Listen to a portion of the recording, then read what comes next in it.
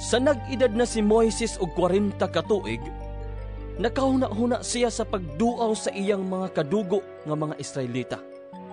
Sa dihang nakita niya nga ang usa kanila gidagmalan sa usa ka Ehiptohanon, milaban siya o gipatay niya ang Ehiptohanon.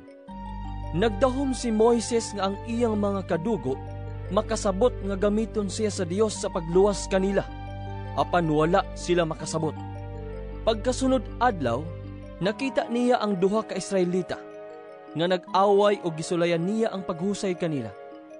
Miingon siya, "Mga higala, magsuon kamo, apan nganong mag-unay man kamo?"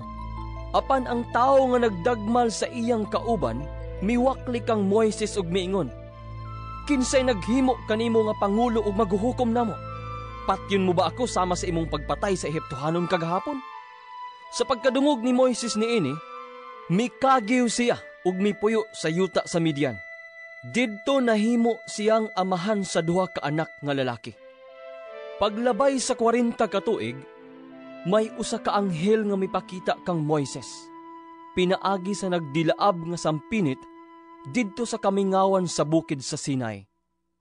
Natingala si Moises sa iyang nakita, ug miduol siya sa sampinit aron sa pagsusi niini.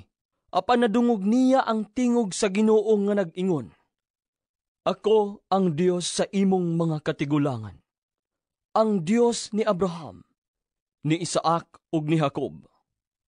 Mikurog sa kalisang si Moises, ug wala siya mangahas pagtan-aw. Ug miingon kaniya ang Ginoo, "Hubua ang imong sandalyas, kay balaan ang dapit nga imong gitindugan.